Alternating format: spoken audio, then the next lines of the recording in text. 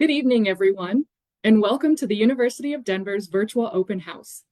Thank you for taking the time to join us for our session this evening, which features members from our learning and support communities, including the Collegiate Recovery Program, Learning Effectiveness Program, and Student Disability Services. My name is Cassina Ensi. I'm an admission counselor here at the University of Denver, and I am very pleased to be moderating our info session this evening. Please keep in mind that this is a webinar, so you won't be able to use the chat feature, but you are definitely encouraged to share your questions using the Q&A feature available at the bottom of your screen. Captions have been enabled if you'd like to use them, and we are recording all of our sessions so that we'll be able to share them with everyone after the end of Virtual Open House. I'd like to invite my colleague, Waltrina, to come on screen and introduce herself so that we can get going with our presentation. Hello, everyone. I am Dr. Waltrina DeFrance-Dufour, Director of the Collegiate Recovery Program. We are a part of the Health and Counseling Service department that is a part of the Student Affairs Division. Thanks for having me.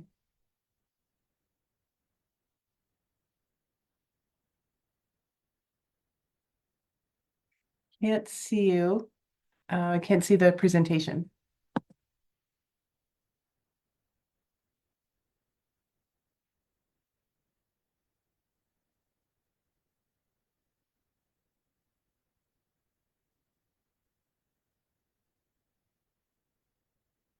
Hey, I think it's coming up. Great.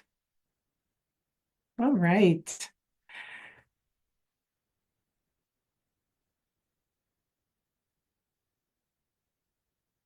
Wonderful. So as I mentioned, we are part of the Health and Counseling Center, and we have our own separate facility. We can go to the next slide. So what we are not is a detox center. We're not a treatment center. We're not licensed clinicians, but we do provide a safe space for our students to hang out. It's a place for belonging. Our offices are located in the Collegiate Recovery Center, and we also have all of our meetings there. We have 7 meetings a week and sometimes twice in a day. Next slide. Our mission is to provide advocacy. We provide trainings to help the campus community understand what being a recovery ally is and to create a recovery-ready campus and to provide support services for our students who identify as people in recovery. Next slide. And our vision is to make sure that our whole campus is informed and supportive of students in recovery. And it's not just for students that are in recovery from a substance use disorder, but for any other behavioral disorders.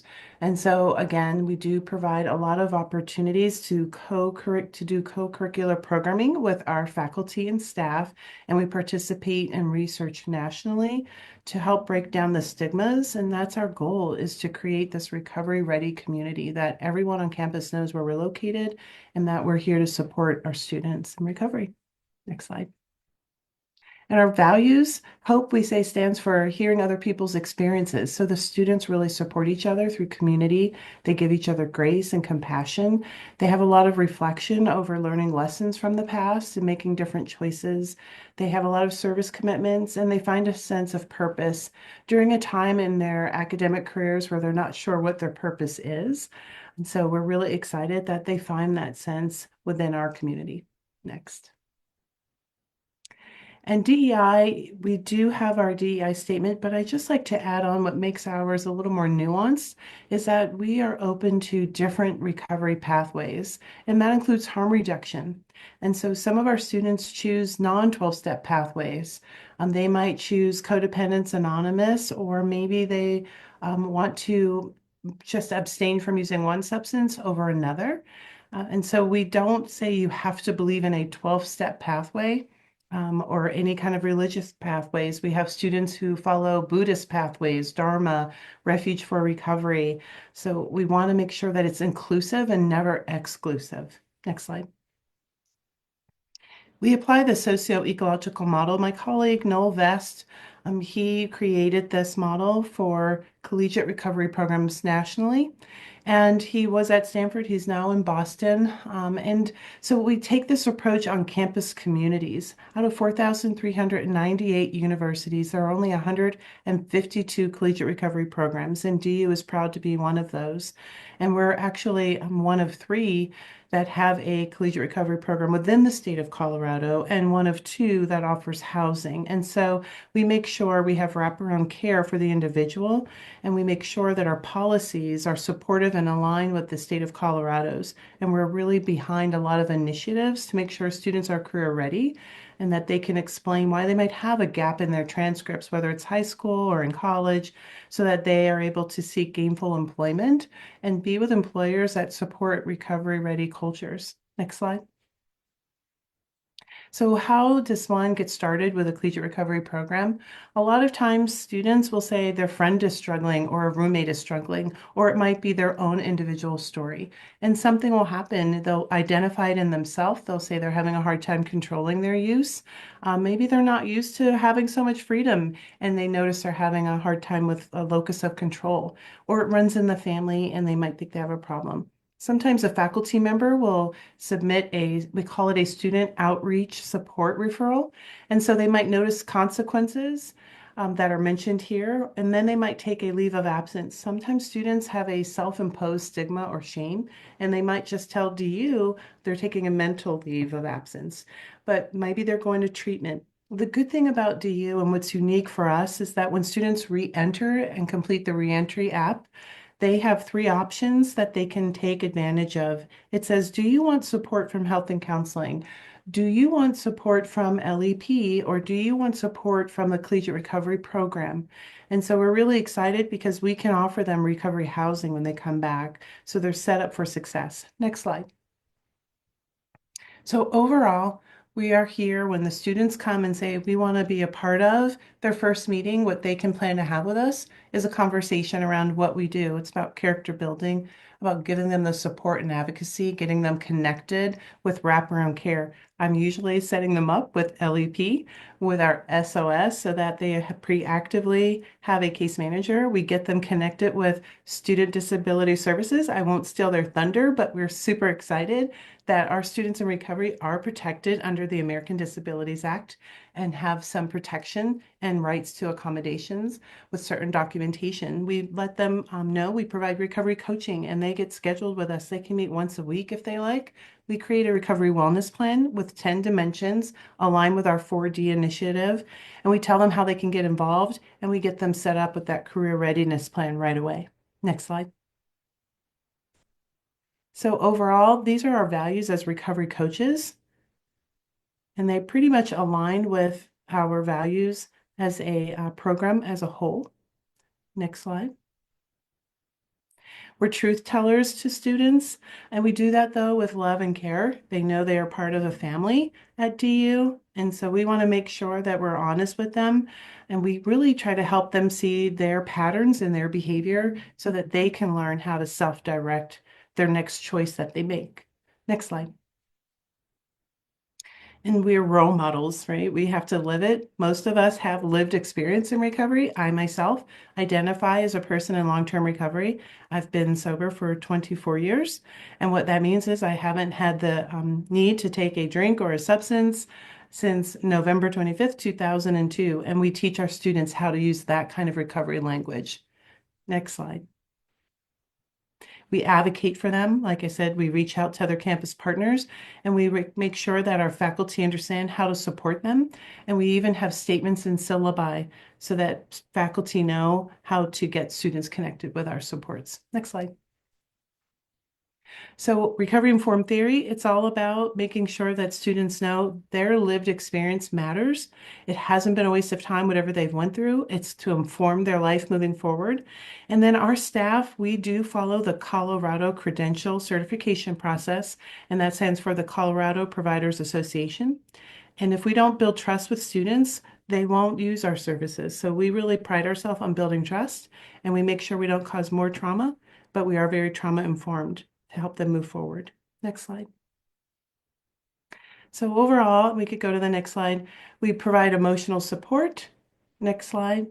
We give them information to connect them. And this career readiness is really important. We're really behind Governor Polis signed off on a bill that we were a part of. It's called the Recovery Friendly Workplace, and it's really about making sure Colorado employers understand recovery and how to create recovery friendly workplaces. And DU is hosting a panel about that so that we can make sure we are creating our recovery friendly workplace for staff, faculty, and especially for our students. Next slide. And again, as I've mentioned before, we want to make sure that we give them the tools that they need to be successful at DU and how they can also be self-advocates for themselves moving forward. And we also provide scholarships. Next slide. And then that companionship. A lot of students use because they have this feeling of from the beginning, they tell us it started when they were young. They don't have a sense of belonging. They don't feel like they have self-approval. They don't feel like they're enough. They feel like if they could just manage well, they'll be okay. And when that fails, they want to fill a void and they just might turn to substances or an eating disorder or a gaming addiction. Gambling addiction, sex and love addiction. So we want them to find their comfort and community with peers that have experience on how to get through things. Next slide. And then again, those peer roles that I mentioned, they become allies, they become cheerleaders for each other and truth tellers for each other, and they all lead their own meetings. Next slide. So what have we been up to? We're really excited about our 94 persistence rate.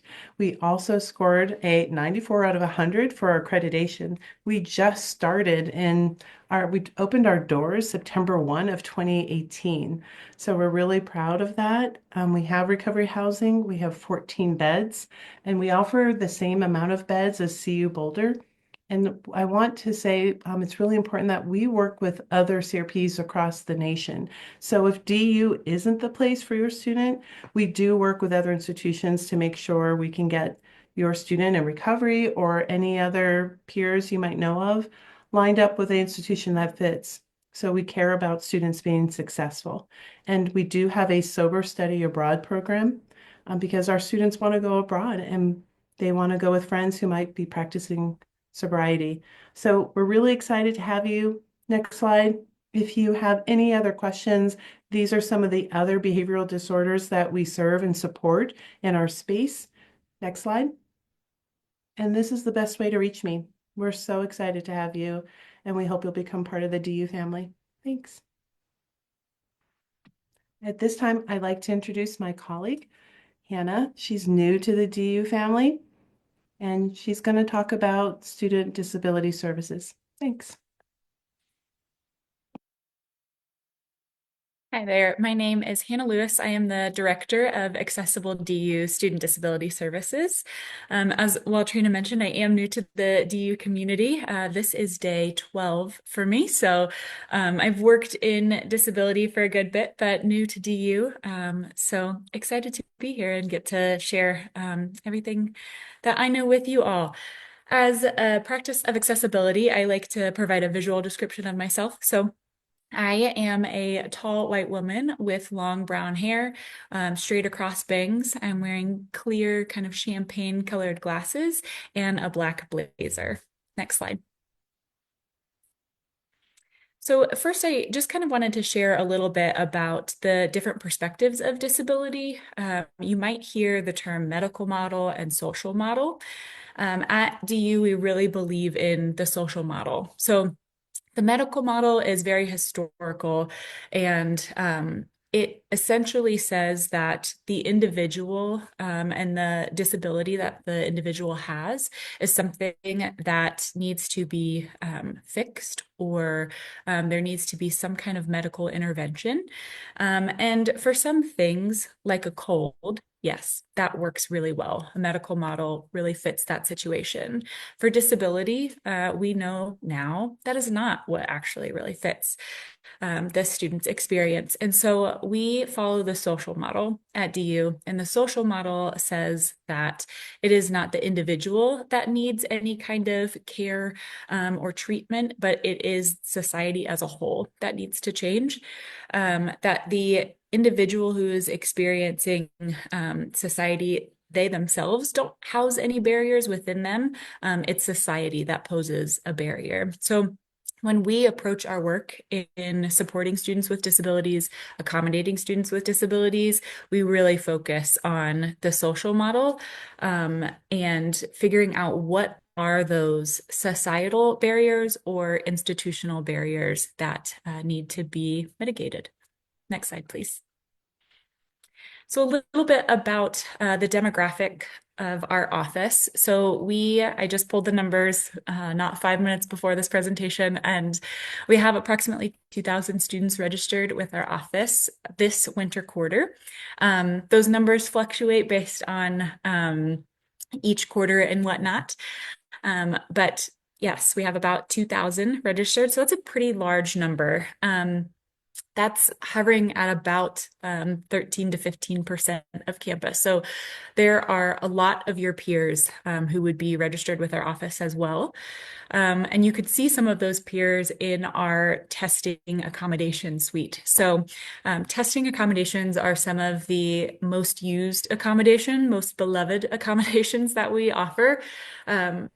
Testing accommodations could mean either extended test taking time in order to complete an exam, or a distraction reduced or a distraction limited test taking space, which in order to receive that, you would be able to come to our office, the SDS suite, and take your exam in one of those specialized rooms. We have students registered with us from all colleges, all majors. We serve undergraduate students, graduate students, professional and doctorate level students, law students even. So there is not a single major on campus that does not have a student registered with our office. So you will be in good company. And then below, I have listed ADHD, mental health, and learning disabilities. Those are the top 3 categories of disabilities that we serve at DU's campus.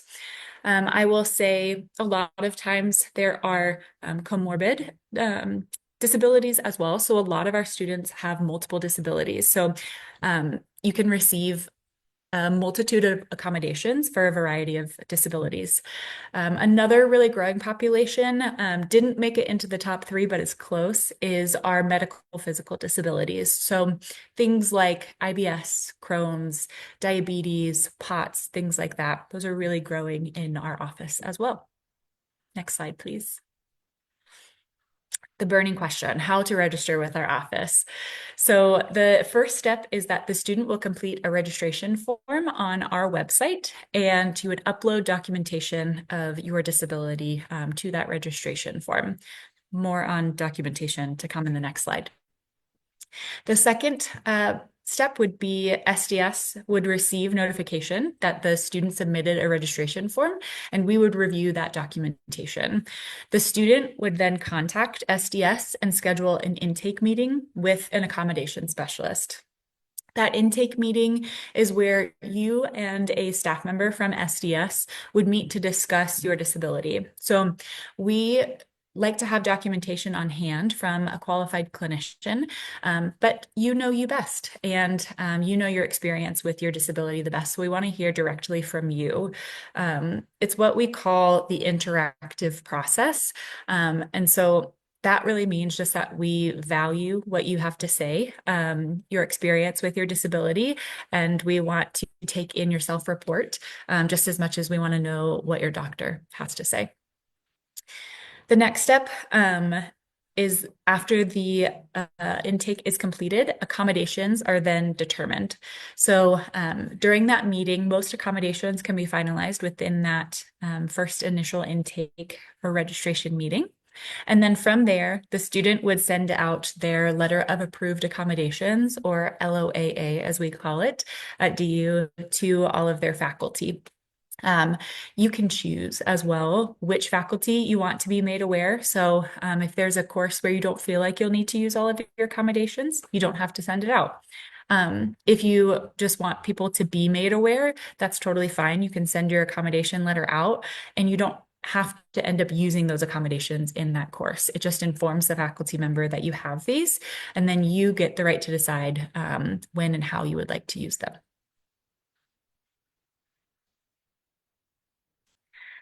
told you there was more info on documentation. So documentation could look a lot of different ways depending on the disability and the requested accommodations.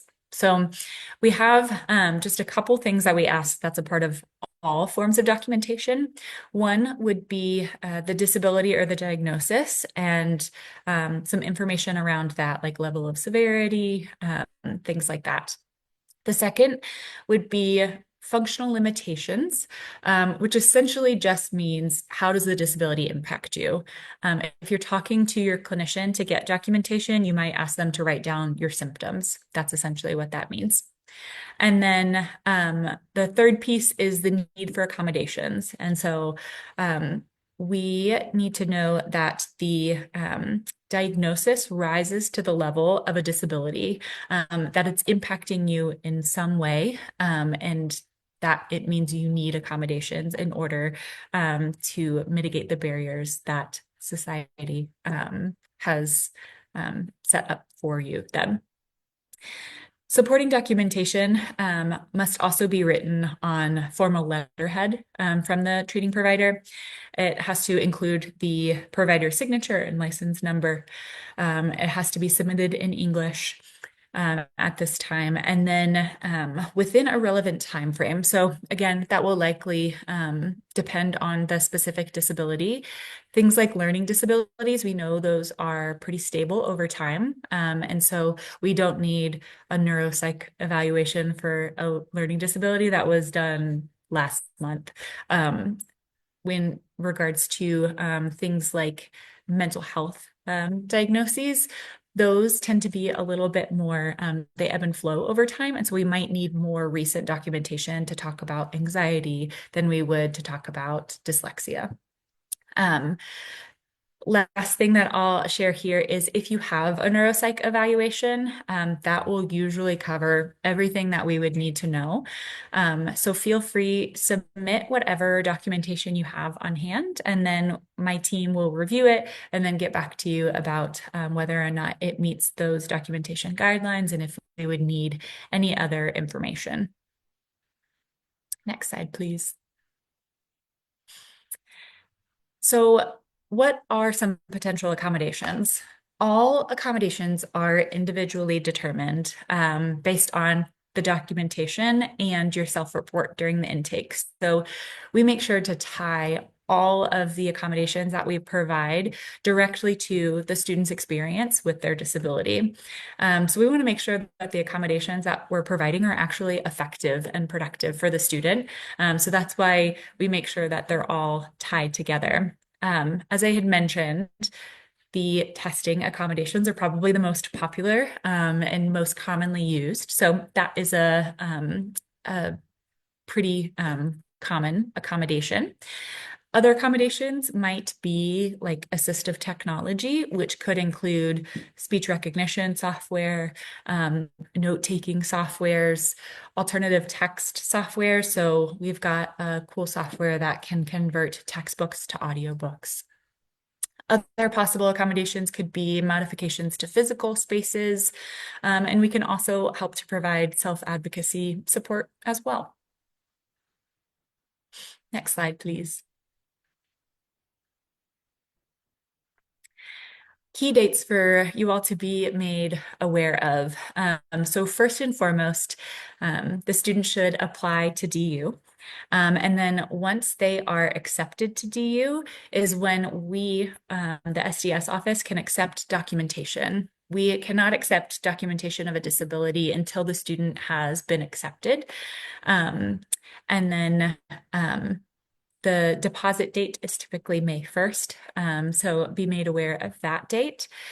And while there is no deadline to apply for accommodation, there's a lot of research out there that shows that early disclosure is a key indicator of success. And so we recommend that any student that has had an IEP or a 504 reach out to us, and we'd be happy to talk through what might be possible at the collegiate level and see if accommodations might be a good step for you. I always say there is no harm in registering with us. As I mentioned before, you get to decide, the student gets to decide whether or not they would like to continue to use their accommodations, or if they decide they need to use it for one class and not another, that's okay. But it's better to have them in place than to find out you need to have them in place.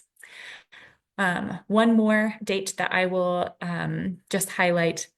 So while there's no deadline to apply for accommodations, if there is a need for a housing accommodation, the priority deadline for that is early June. It kind of fluctuates each year.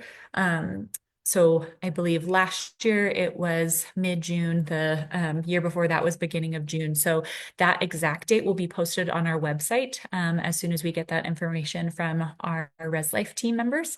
But that would be one reason to get connected with us sooner rather than later. Next slide, please. And then what is the difference between K-12 and higher education and accommodations? So we like to say in K through 12, education is a right. You are entitled to a free appropriate public education in K to 12. And that is, you're entitled to accommodations under IDEA. So that is one law that kind of governs that accommodations or education is a right. And the accommodations kind of fit under everyone has a right to an accommodation or an education, excuse me. In higher education, we are governed by the Americans with Disabilities Act and Section 504 of the Rehabilitation Act. And so those laws really specify that access is the right. So that's one of the differences.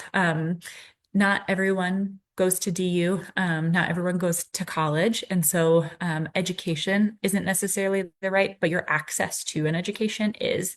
And that's where my office gets to come in and make sure that you have that appropriate access. So in K through 12, if you had an IEP, you probably know everybody knew about your IEP, your teachers, your parents, things like that. There was a lot of communication. In college, again, you get to decide who gets to know about your accommodations. And it is the student driving this process in college versus in K to 12. Oftentimes it's initiated by parents or caretakers. Some other differences, typically in K to 12, modifying or shortening assignments might be an appropriate accommodation. The equivalent to that in higher education would be like extended test taking time in order to be able to complete the same assignment within a longer period of time. So we're not shortening the assignment, we're just lengthening the amount of time you have to do it. Some students might be exempted from certain coursework as an appropriate accommodation in K to 12. Again, in higher education, all students complete the same coursework. It just, the time frame might look a little bit different. Next slide, please. So we provide access, but we're also really fun in SDS.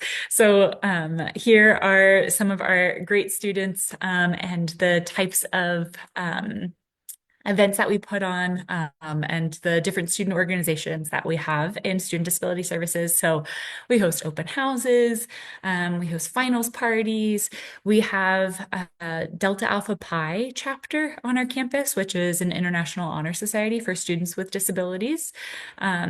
We have Student Excellence Awards every year. We have a student advisory board as well that gets to really share their experience with SDS and also advocate for systemic change across DU's campus. The same thing with the Neurodiversity Resource Group. That's a student-led group as well. And they've been a really strong voice on campus for disability rights. And then we also have a disability visibility graduation celebration, which I think is an incredible celebration, and we're able to honor our Delta Alpha Pi members there, and our other student advisory board members there as well. But even if you're not a part of those things, you're welcome to join the graduation, or support your friends who are graduating as well. Next slide, please. This is how to contact us. Our email is dsp@du.edu. We were a different name that had the DSP acronym beforehand, so that's why that email looks a little different. We are currently called SDS, but our email still says dsp@du.edu. And then our phone number is listed there as well. And then we are in Driscoll Hall. If you ever come by campus, we'd love to see you over in Driscoll Hall in the garden level. Thanks so much. I will pass it along to my colleague, Jim Bailey. Thanks, Anna. I appreciate it. Really appreciate the opportunity to present with my colleagues. Go ahead, next slide there for me. I am with the Learning Effectiveness Program. As Hannah said, my name is Jim Bailey. I am the director of the LEP. And says there my hometown is Morgantown, West Virginia. That is 100% accurate. I lived there for exactly 8 days. My dad was a military officer, and 8 days after I was born, we were transported to Fort Benning, Georgia, and then went to 5 different elementary schools, a trip to Germany, and a high school, and ended up at the University of Denver. I came to DU because I was looking for a university that was small enough to be a part of it. You know, I wanted to be able to walk across campus and see people that I knew. And I also wanted great academics, and DU was that place. Next slide for me, please. So the Learning Effectiveness Program has been on DU's campus for 43 years. We opened in 1982. And in 1982, CATS opened up on Broadway. The Dow Jones Industrial Average closed at 1046. It's been a little rough lately, but we're still at over 40,000. Michael Jackson released Thriller, so the LEP and Thriller will always be together. There was something weird called cable TV and the Weather Channel that came on for the first time. And we opened up the Learning Effectiveness Program on the University of Denver campus. We began when there were a couple of special education teachers retired. There were faculty here at DU, and they saw students coming to the University of Denver who they could hang academically with anybody, but they needed some supports. And I remember this is before the Americans with Disability Act even existed. This is, and that didn't come into place until 1990. And in 1990, yeah, rights kind of showed up. I can't see the screen anymore. It just went black. It's a shared presentation, so I'm hoping it's going to come back, and this is just an internet fluke, but I do apologize for the technical. All right, go ahead and hit the next slide, and we'll go that way, and we'll see what happens. There we go. Go forward. There we go. So we started out, no worries. So we started out with 10 students and 2 staff members, and we're over at 410. We're really closer to 425 students. In our program, we have 25 staff members, and we are recognized as one of the top programs for neurodivergent students and students with learning differences and disabilities in the United States and abroad. Next slide, please. So this is kind of a snapshot of our students. The students' average GPA in our program is 3.06. That's their DU GPA. That's not their entry GPA from high school. No weighted grades in college, so you're not going to see a 4.9999996 GPA. So that 3.06 GPA is pretty much a B average. And we have students in 53 different major areas. The most predominant one is psychology, but we have computer science and marketing and kinesiology. We have biology and music, and 53 of them. And if you look over there on the right, there's a graph that demonstrates kind of our enrollment. You can see most of our students are incoming freshmen and first-year students. As Hannah was saying, those are the students that are coming into the university that probably had support with a 504 or an IEP all the way through high school. And they want to make sure that they still have that kind of support, those supports in place above and beyond their accommodations, like they did in high school. But you can also see a lot of them stick around for their second year as well. And then we stop off third and fourth year, but we're still there for them. We still have fifth year students and graduate students in our program. I've got law students in my program. So there are a lot of them are with us when they first start, and they drop off a little bit as they develop those self-advocacy skills and kind of understand how the systems work. So that's exactly, it looks like a lousy business model, but that's exactly what we want to see our students do. Next slide, please. All of our students have a documented learning difference of some sort. So this is a snapshot of the learning differences and disabilities that we have. Most common is ADHD, and then anxiety, then dyslexia and depression. We have all the dyslexia, dyscalculia, dysgraphia, dyspraxia. We have them all.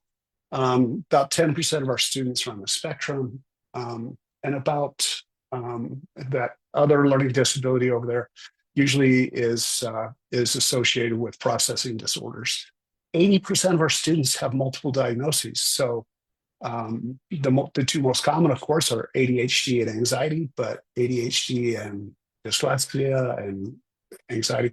I just had a student graduate this year from our program, and she had 6 different diagnoses, and she just did amazing. She graduated with a double major in criminology and psychology, and just has done an amazing job. Next slide, please. So we are a fee-for-service program, and starting in the fall or this coming term, our fee-for-service is $1,700 per quarter, or $5,100 for the 3 terms. Want to be very clear here, you are not paying for accommodations. Hannah's department provides all those ADA supported accommodations for free. Our job is to support students with those accommodations as an add-on basis. It's not required. You don't have to join the LEP to get those accommodations. We are there for you and for your student for their support. We are a separate application process. So just like Hannah talked about, my friends over at admissions can't make decisions based on whether or not you have a learning difference. So they don't see that application with the LEP. We make sure that we don't even look at your application until you've been admitted into DU. And then we look at the application and we let you know that you're in the program before you have to commit to the university. We offer services fall, winter, and spring. We also offer services during the interim classes, so winter and summer. Those are charged by the week rather than a full $1,700 per term.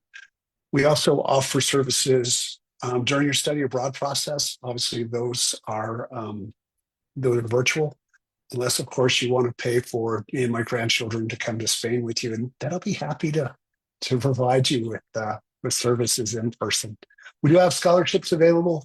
Those scholarships, we don't want finances to be a barrier for folks as they come into our program and need our program. This year we gave about $81,000 in scholarships. So next, please. So for that $5,100, this is what you get. We are all inclusive. If you're looking around, you'll see there are some programs that are kind of a la carte. You buy a little bit of this and a little bit of that, and that's how they come up with your fee. We are all inclusive. We're just like a Disney cruise. So for that, you get academic counseling, executive functioning coaching, you get tutoring, you get events and social skill building, and you get transition support. And again, all of those things are available to you as an LEP student. Next slide, please. We're going to go through each one of those. In academic counseling, you'll be assigned to an academic counselor and you'll meet one-on-one with that academic counselor for about an hour a week. And everything that we do is driven by what the students' needs are. We don't have homework for them. We don't have extra worksheets they have to do. They come in and we work with them where they are, what they need at the time. And we work on everything from problem solving to academic skills. How do you take big assignments and break them down into small chunks? We look at time management, task initiation, and all that. Next slide.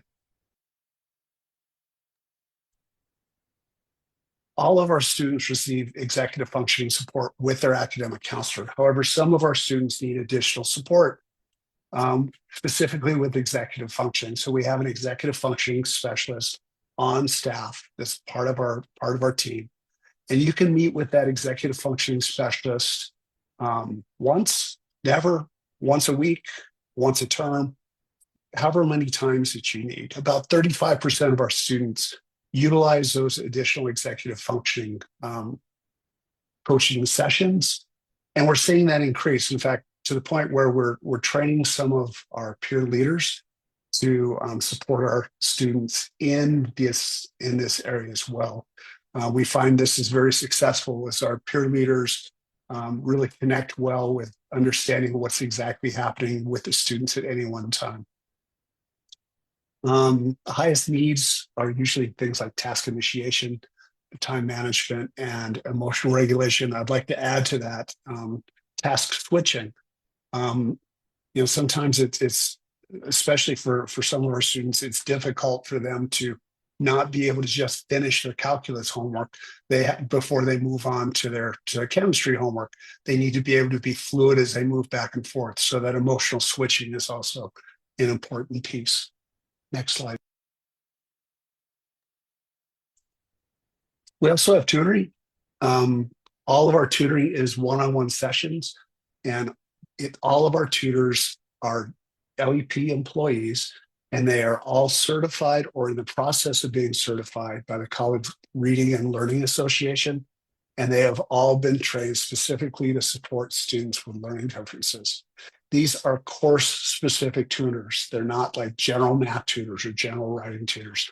If your student is in Psych 1001, the tutor that they have will be in a Psychology 1001 tutor.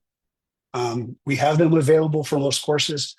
I put that in there because at any one time, there's about 1,400 courses running at the University of Denver. It's impossible to have specific tutors for all of them, but we have them for most of them. In addition to the one-on-one course-specific tutors, we also have drop-in tutoring 4 days a week. So 3 hours a day for 4 hours a week. You can come in and get support with math, writing, study skills, etc.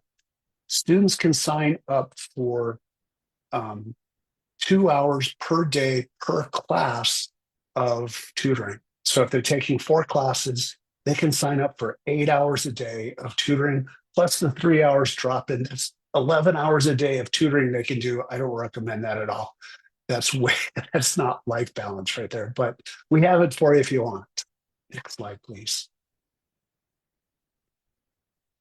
We also have events. Every Friday we have Let's Eat Pizza. So you come on by and have pizza with your friends in the LEP.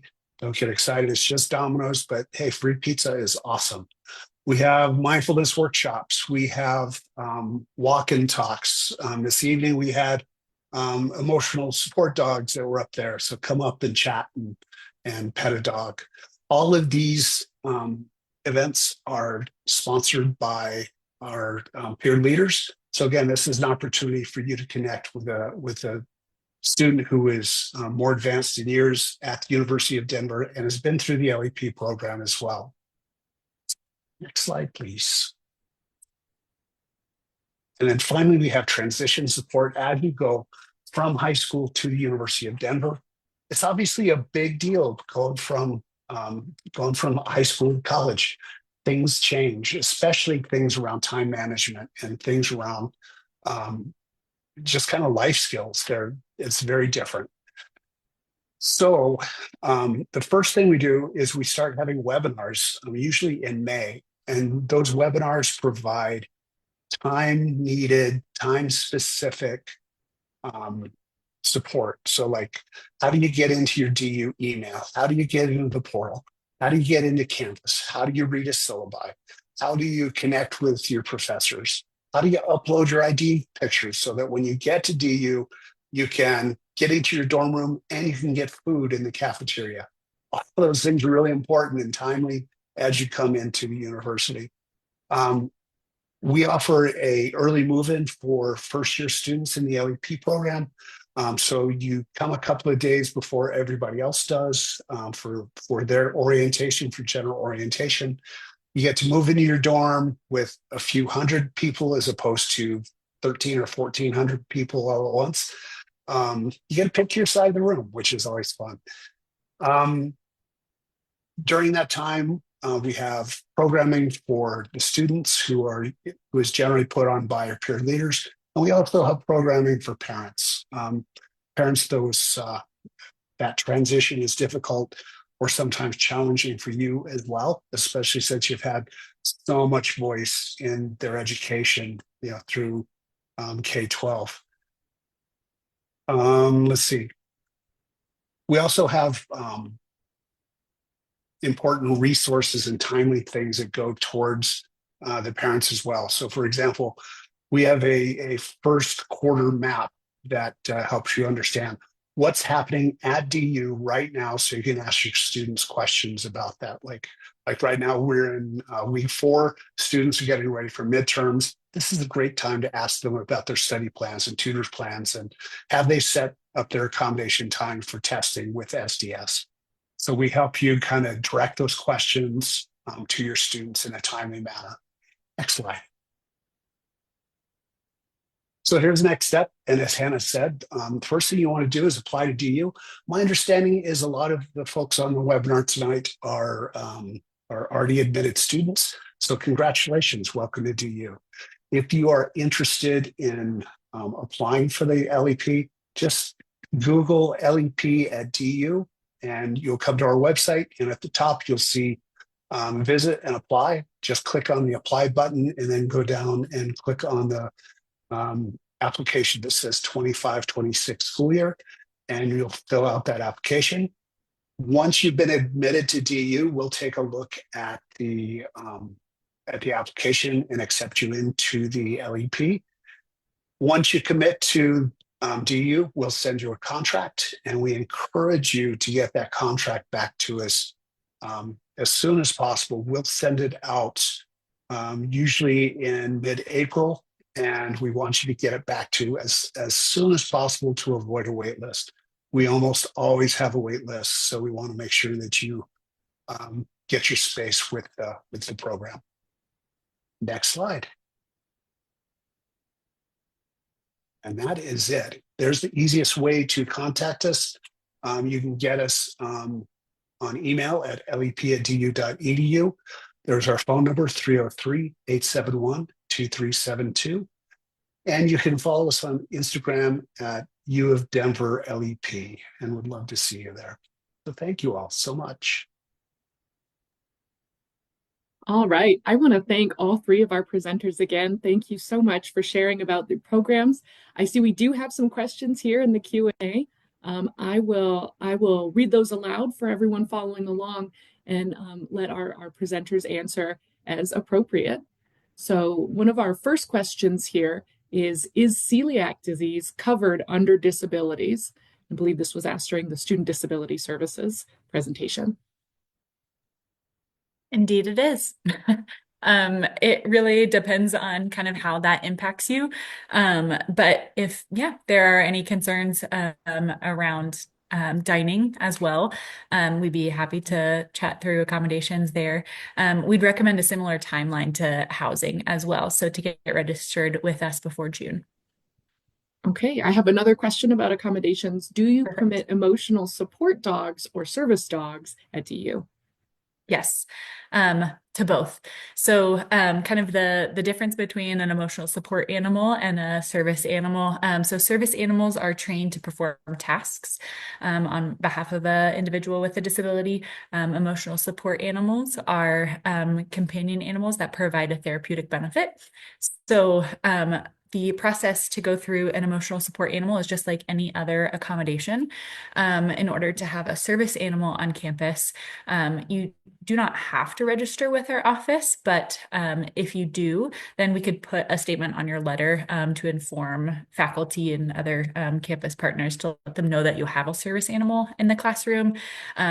If they are not made aware by our office, they could ask you if it is a service animal and what task the service animal does. Thank you. I have a few very similar questions for Jim about timeline with LEP.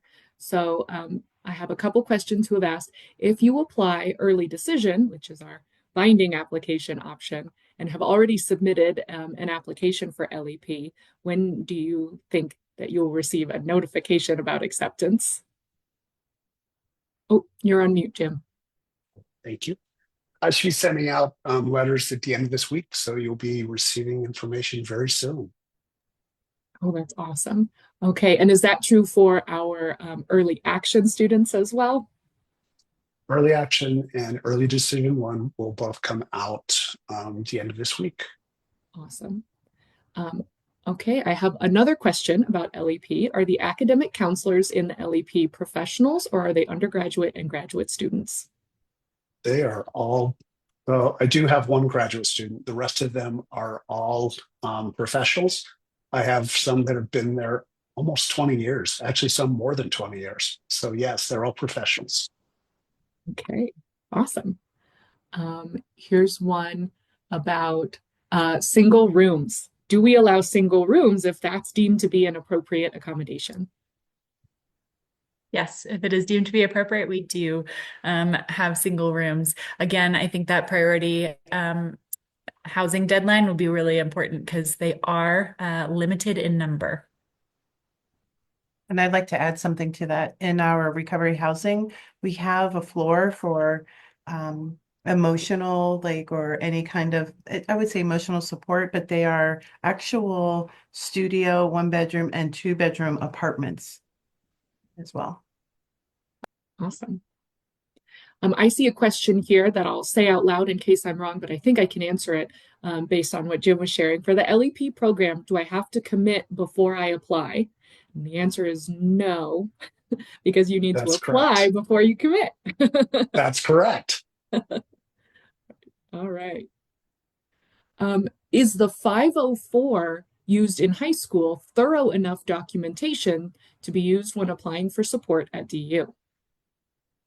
That is a great question. And my answer is not so great. It depends.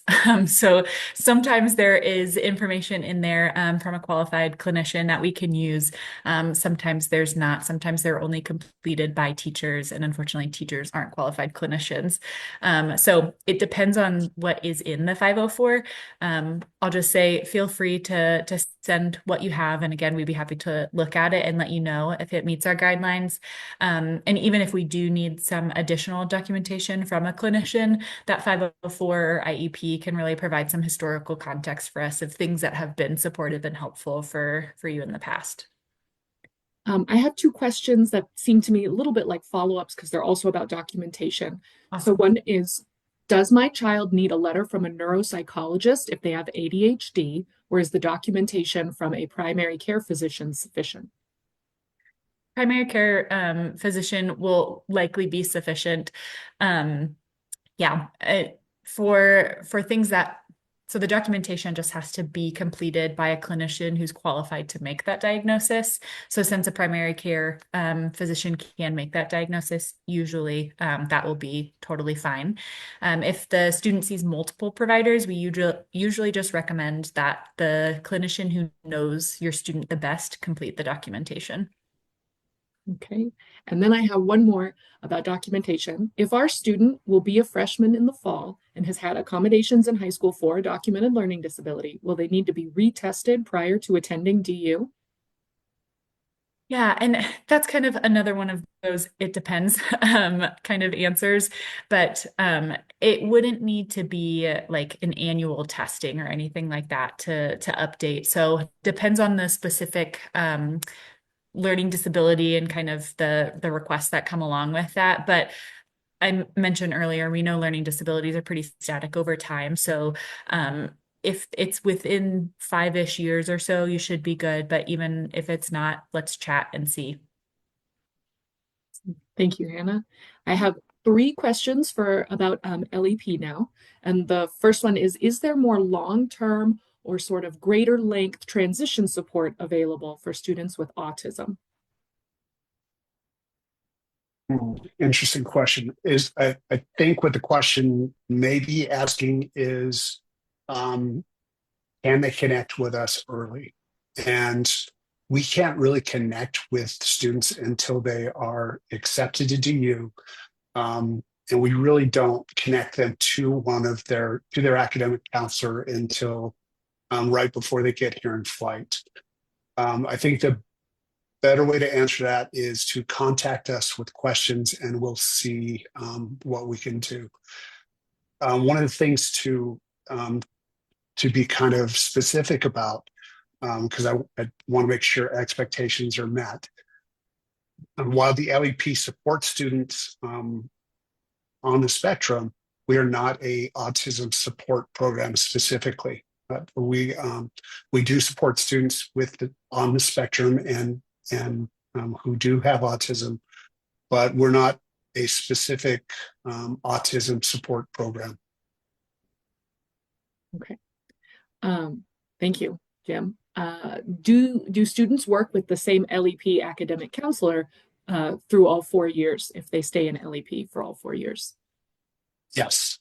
As long I say yes, and if somebody retires or something like that, no, we don't send you with them. But yes, you do. And when you go to study abroad, we save your spot with that counselor, and you come back and you have that same counselor again. Awesome. I have one that I think is for everyone. If a student needs assistance, but not at the level of LEP, are there other services available to all students? Absolutely. So in addition to the accommodations that folks get through SDS, in addition to the support that college recovery program has for a collegiate recovery program has for their students, we have a tutoring center, an academic tutoring center at the library that is specific to them. We also have student success coaches that come through our student success program. We also have student outreach and support services that are available to students.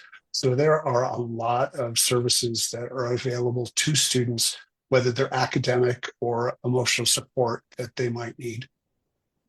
Thank you, Jim. I'm going to have you start giving all of our information sessions because that was an excellent answer for everyone. I have one more question. And I'm just going to read it out. Can you speak to the typical student who joins LEP? Maybe speak to what the student's high school experience with a 504 or IEP was like. Yeah. So, if you think about a typical student with a 504 and IEP, they had their accommodations that they worked with in their classes. But then they also had kind of this wraparound team that supported them with things like executive functioning, or maybe with coaching, or with tutoring.